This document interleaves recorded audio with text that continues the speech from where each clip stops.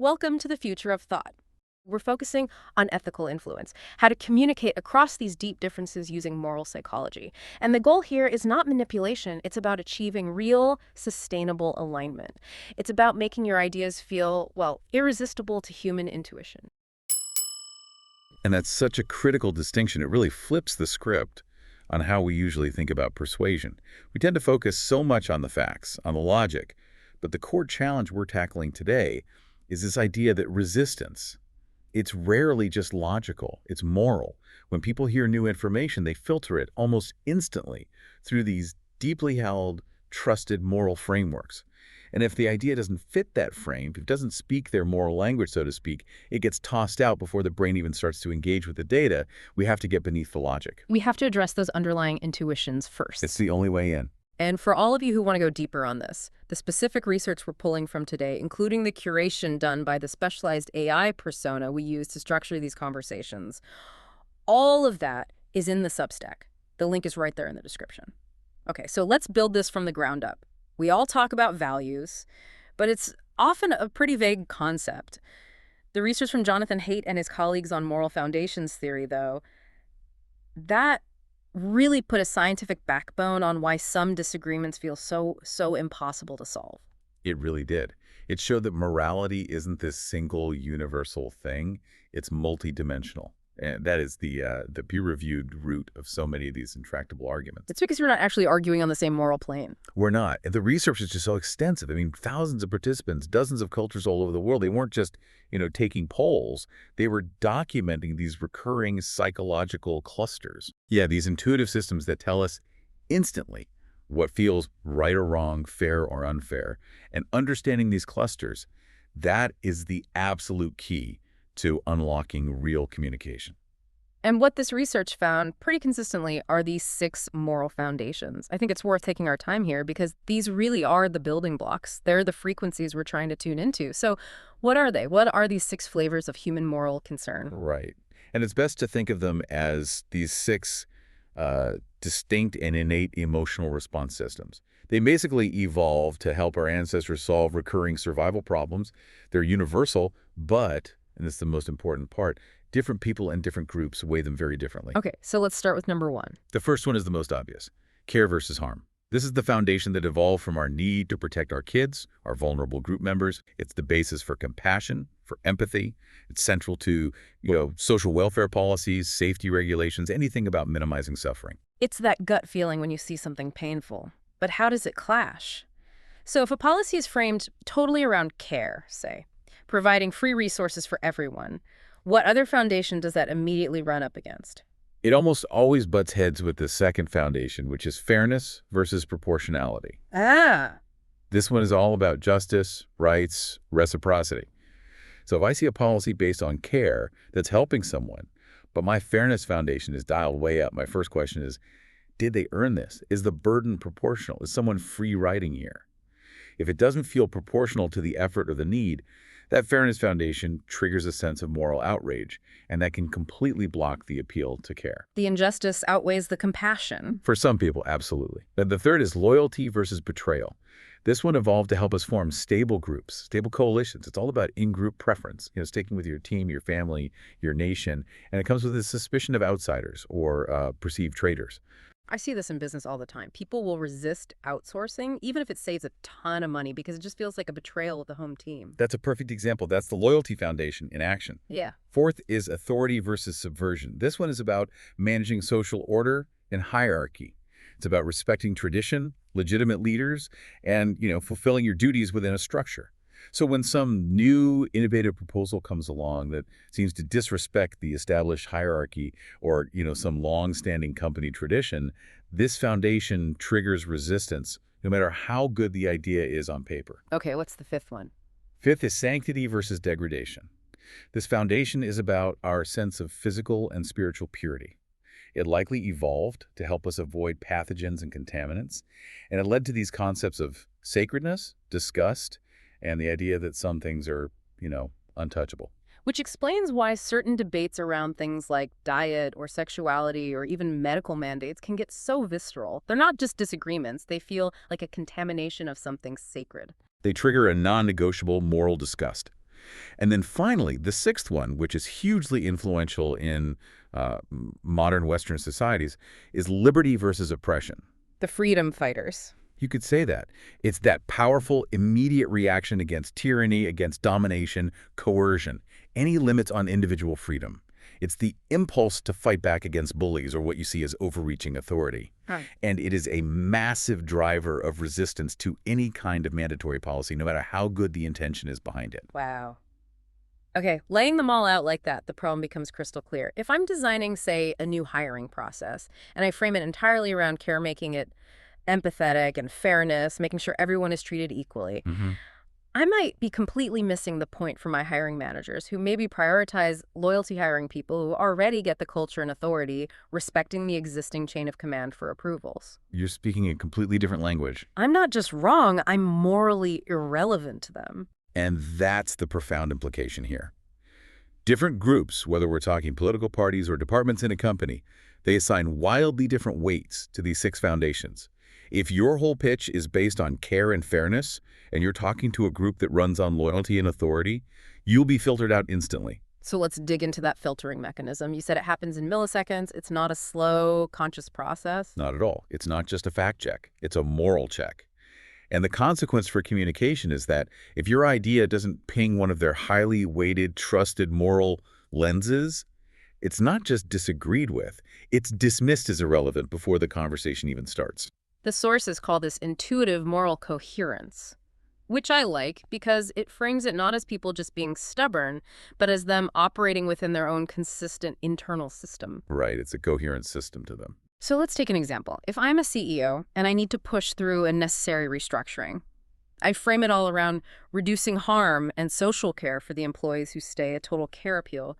But I'm talking to a senior leadership team whose main concern is loyalty to the company's founders and the sanctity of the original mission. How does my message get blocked? What's that instant gut reaction? The gut reaction is probably confusion, maybe even a little bit of moral disappointment in you. To that team, that leadership team that's prioritizing loyalty, your message about care sounds like you're putting sentimentality above the group's actual long-term survival. Oh. The brain instantly tags you as outgroup, or at least morally confused. You're sitting there thinking, wait, why are we talking about feelings when the integrity of the whole institution is on the line? The argument about harm reduction just doesn't land on their frequency. So the data I brought, the spreadsheets showing the financial necessity. It's all seen through a fog of distrust, because a moral premise you started with felt wrong to them. They feel like you are missing the entire point, which, in their world, is the potential betrayal of the original commitment. So it's not that the data is bad, it's that the frequency is wrong.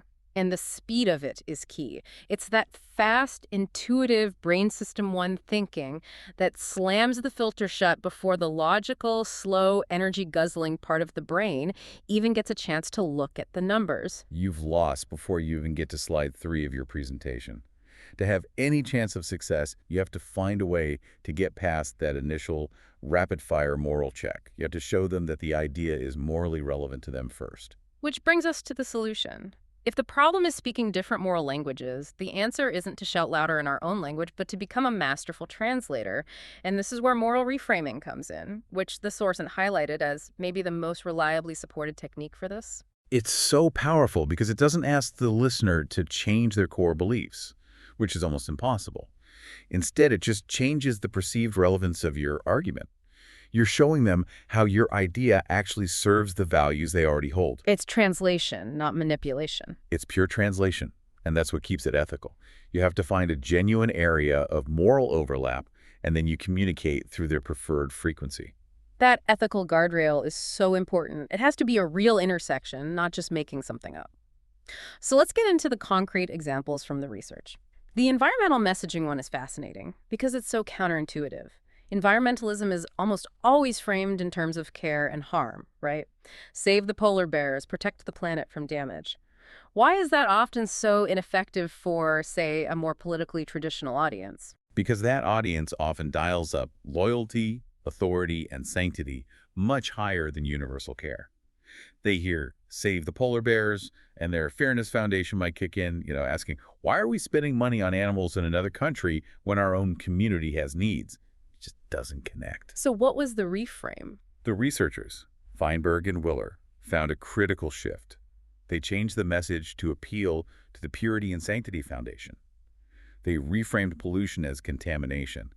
They talked about the sacredness of the country's landscape and pitched clean energy as a way to maintain the purity and holiness of the land. And the result was a measurable jump in conservative support for those policies.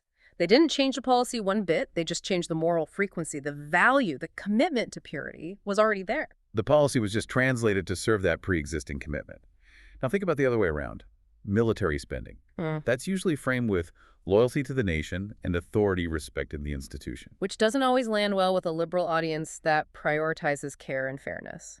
Right. Arguing from loyalty alone can trigger their liberty oppression foundation. It can sound like a call for blind obedience. So what was the successful reframe there? The breakthrough was reframing the whole discussion around fairness. Instead of just talking about national security, they started talking about making sure military families and veterans had enough resources. They framed the spending as supporting those who serve and ensuring they get proportional care for the sacrifices they've made. And that wording dramatically increased liberal support for the spending. It did. The budget numbers were the same, but by translating it into the moral language of proportional justice and care, it became relevant, it became acceptable. And these aren't just one-off theories, these are replicated findings. The moral architecture is everything. But even the most brilliant translation can fail if the listener sees you as an enemy. That's right. Before the translation can even land, you have to get past the gatekeeper, which is identity. This is why the common in-group identity model from Gertner and DeVideo is so important to understand. The model gets at the core of bias. When you can get two sides, two departments, two political groups, whatever, to see themselves as sharing a larger superordinate identity, the biases just plummet. A superordinate identity. So like, instead of us versus them, it's about creating a bigger we. A bigger we? We are all parents, or we are all on this project team, or we are all trying to make this company succeed. The moment you establish that, the psychology shifts. And what are the actual measurable results of doing that? People show lighter bias, they evaluate your ideas more generously, and cooperation skyrockets. That automatic selective rejection of information we talked about, it just fades away because the threat response is gone. They stop seeing your idea as an attack from an enemy and start seeing it as a potential solution from a partner. We've all seen this happen, I think. You're in a tense meeting, everyone's divided, and then the fire alarm goes off. Suddenly, everyone's people in the same building, and they cooperate instantly. The shared identity emerges. That's a perfect analogy. Yeah. So in practice, how do you do that before a tough conversation?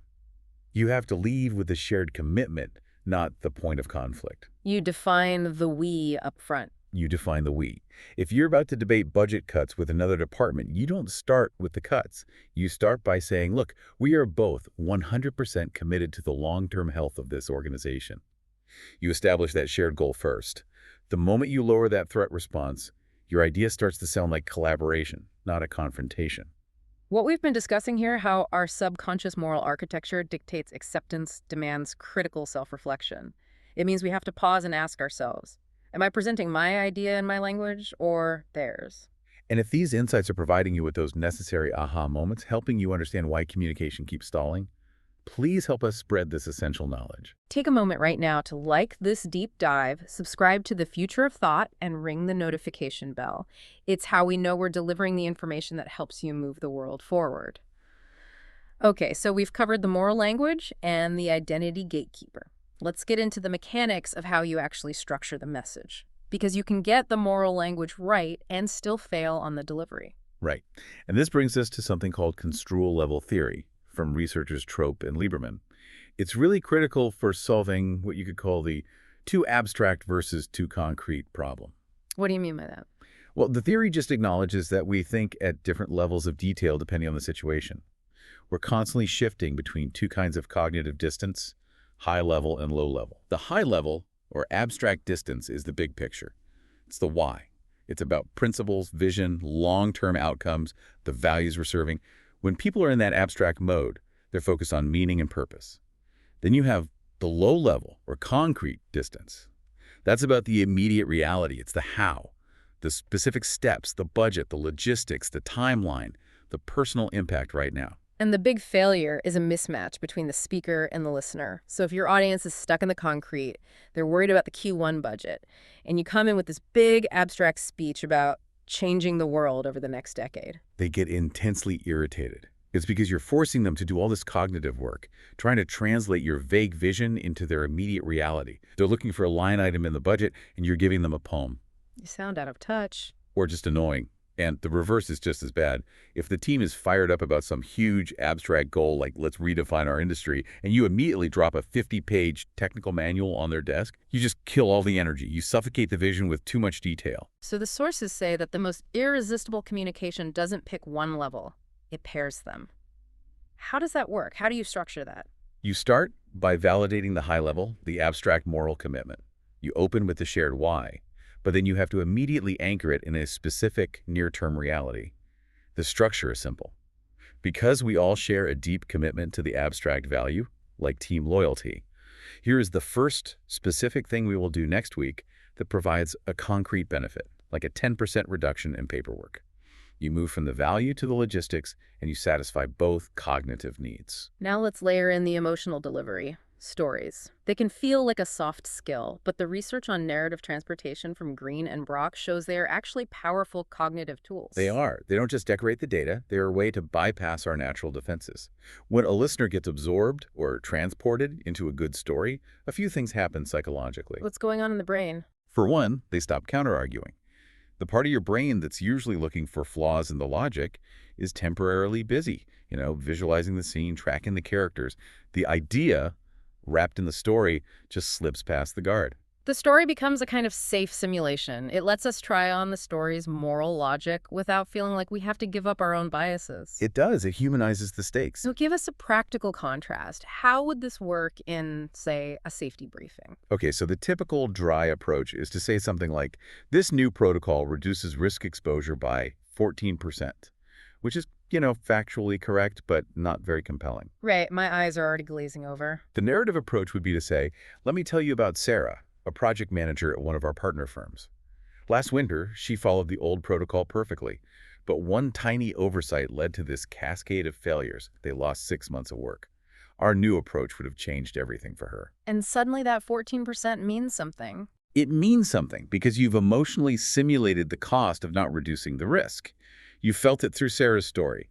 It makes the consequence real and the data relevant. Okay, we have the structure, we have the story. Now we layer on these principles of influence, the ones made famous by Robert Cialdini, but with a really strong focus on their ethical use. The sources called them pro-social livers. Yes, and we have to acknowledge they exist and can be used to prime the listener for acceptance, but always with that guardrail of integrity.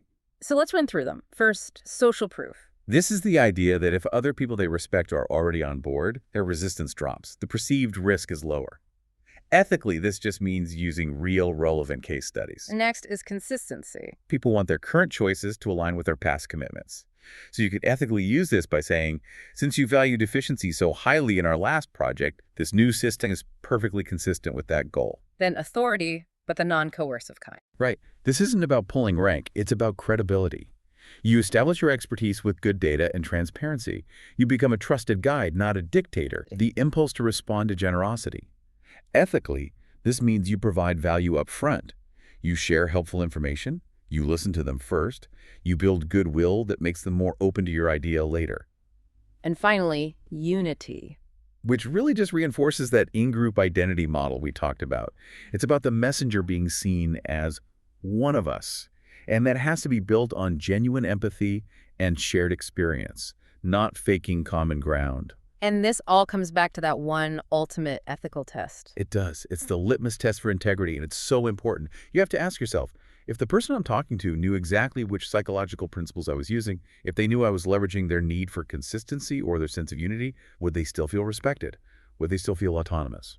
And if the answer is no? If the answer is no, and they'd feel played or manipulated, you've crossed the line. You've destroyed trust, and you've lost any chance of real long-term alignment. This entire deep dive is dedicated to understanding how fragile our intuitive moral filtering system is, and why we so often cling to beliefs and positions that may not serve us. The research we are exploring shows how critical thinking must constantly work against our deep-seated moral and identity biases. We encourage you to explore critical thinking and learn how to approach those moments of self-challenge with humility and clarity. You can do this by taking the free street epistemology course available at navigatingbeliefs.com. It is an invaluable tool for systematically applying the concepts we discuss here and verifying your own underlying assumptions. All right, so we've covered the moral filtering, identity, and the message structure. Now we need to tackle the final psychological barrier: defensiveness. Why do people reject perfectly good ideas? Change implies that something they did or believed in the past was wrong or flawed or just less effective. And for a lot of us, that translates instantly to, I am flawed or I am incompetent. So to protect that sense of self-worth, we just reject the new information. It's a defense mechanism. Which brings us to the self-affirmation effect. The sources were emphatic about this one, calling it one of the most solid, replicated findings in social psychology for lowering that defensiveness. How does it work? The trick is to decouple the idea from the self. When people take a moment to reflect on or affirm a value that's really important to them, their competence, their integrity, their compassion, their cognitive defenses just drop. Why? Because they no longer need to defend their current position in order to defend their identity. Their ego has been secured, which frees them up to evaluate the new idea on its own merits. I remember a study about this with politically charged data. That's a great example. Research shows that if you first affirm a politically conservative person's values, say their loyalty to their country or their commitment to family, they become measurably more open to accepting factual data that might contradict their political identity, like data on climate change. The affirmation acts like a psychological cushion. So this is not about flattery. It has to be genuine. What are the practical steps? How do you apply this before dropping some really challenging information? You have to start with genuine, value-based recognition. You're reminding them that they are a good, capable, principled person. So for a colleague, you might say something like, I know you've always protected this team by ensuring stability, and that sense of responsibility is exactly why I need your honest take on this. You're affirming their value to the group. Or for a team member, fairness is something you have championed in every single project, and that's the perspective that is so essential for what I'm about to propose. And the sources say you have to pair that affirmation with an emphasis on autonomy. That is the critical 1-2 punch. The combination lowers defensiveness because they feel both respected and in control. You're not forcing them. The phrasing is key. Something like, I want to offer a different perspective based on this new data. And you have the expertise to decide what fits best and what steps make sense for your priorities. You recognize their worth, and you hand them the agency. That's the preparation they need to hear a difficult idea. It's what allows them to listen openly. So we've covered a lot of ground: the moral foundations, identity, delivery, and now self-affirmation. Let's synthesize all of this into one practical roadmap, a 6-step framework that's optimized for alignment, not for winning an argument. And to make this really concrete, let's walk through a single, tough scenario. Imagine you're a manager, and you need to convince a very skeptical traditional team, a team that really values authority and loyalty, to adopt a new, flexible remote work policy that challenges everything they believe about accountability. Okay. Step 1. Map their moral lens. Before you even walk in the room, you have to recognize their moral high ground. It's likely going to be loyalty to the team and authority, meaning respect for the existing structure. Their biggest fear is that remote work equals betrayal of the team and a subversion of management's control. Got it. Step 2. Affirm their identity and values. So you can't start by talking about the benefits of flexibility. You have to start by honoring their moral system. You open the meeting by saying something like, I want to start by acknowledging the incredible loyalty and the strong authority structure this team has built. That is the reason we're so successful, and that commitment to consistent performance is exactly what this discussion is about. Perfect. Now, step 3. Reframe your idea in their moral language. You have to translate flexibility into the language of loyalty and authority. So you reframe it not as freedom, but as empowerment that actually strengthens the team. You argue this is a mark of trust, a way to deepen their loyalty. So you'd say, this isn't about being less supervised. It's about establishing a new level of professional authority over your own work, which ultimately reinforces our loyalty to delivering the best results. You're speaking their language. Now, step 4. Show tangible, near-term benefits. This is that concrete abstract pairing. You have the moral alignment, the why, is loyalty and authority, now anchored in the how, you say.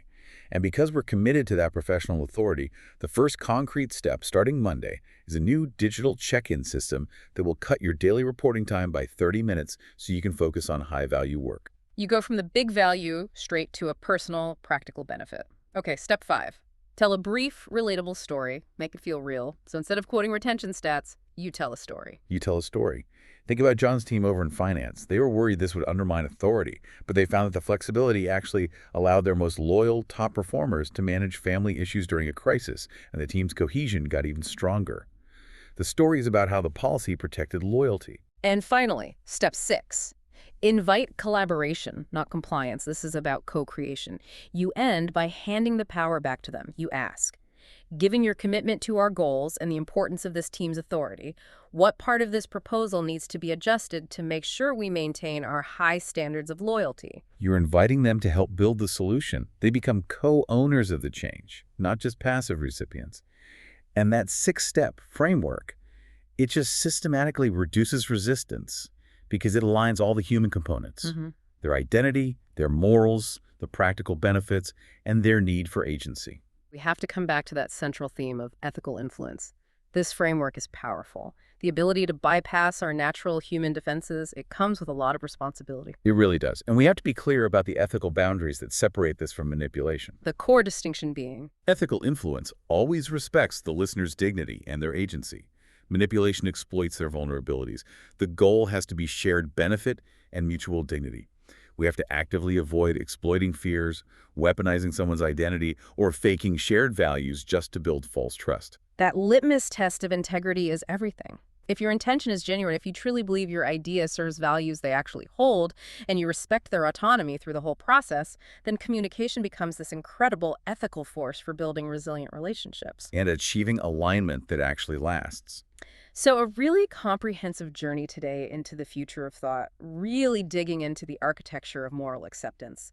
We covered the 6 moral foundations: care, fairness, loyalty, authority, sanctity, and liberty, and how they really act as the gatekeepers for every idea we hear. We talked about moral reframing as a tool for translation, the power of defining a shared identity. That need to balance the big picture abstract thinking with the concrete, in-the-weeds details and the psychological relief that comes from self-affirmation. You know, this research makes it so clear.